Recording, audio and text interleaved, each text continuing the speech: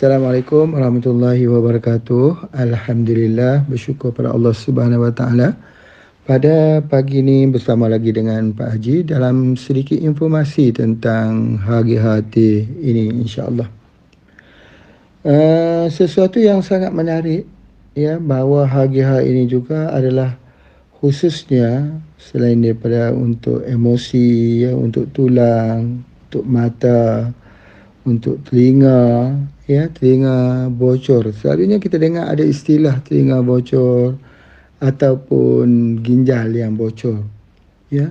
Jadi daripada pengalaman ataupun daripada testimoni-testimoni yang digunakan sejak daripada HGH2 dahulu, mendapati bahawa memang benar, ya.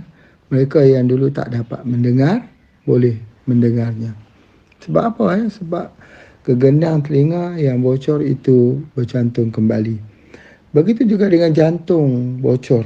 Jantung bocor itu, ya, yang biasanya orang kata bocor jantung, yang mana menyebabkan biru, ya, pada hujung-hujung jari kerana dia panggil tak cukup oksigen yang sampai ke situ.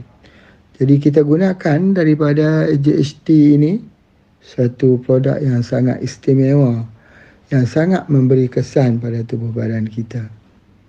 Jadi kalau kita gunakan khususnya untuk luka pun begitu, dia cepat sembuh. Sama juga dengan apa yang berlaku kalau telinga itu, agak gendangnya itu bocor. Dengan sendirinya dia akan bercantum semula. Masya Allah. Itu yang pertama. Yang kedua, ya, bagi pembesaran ataupun bagi repairing sel ini memang human growth hormone lah. Jadi sel ialah unit yang paling kecil.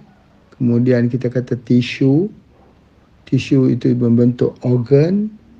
Organ itu membentuk tubuh. Iaitu tubuh itu, ya, kalau kita reverse balik, tubuh itu adalah terdiri daripada organ-organ dalam tubuh badan kita itu. Organ itu terdiri daripada tisu daripada sel. Sel itu yang mendasari. Jadi HGHT ini adalah untuk sel-sel itu. Jadi kita tahu bahawa segala organ dan tubuh badan kita itu mengalami penuaan. Kalau jantung itu sejak dia diciptakan, dia tak berhenti, terus saja. Begitu juga dengan organ-organ yang lain, terus berfungsi.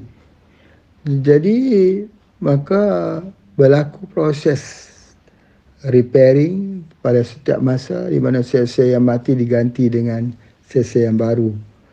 Tetapi bila makin berusia, maka proses repairing ini berlaku dengan perlahan, di mana organ-organ kita akan jadi lemah. Contohnya, ya, otak. Kita katakan otak. Otak ni akan jadi semakin lemah sehingga dia tidak berjaya menyambung dengan perbualan di kelilingnya ataupun lambat. Jadi oleh kerana itu maka kita perlu kepada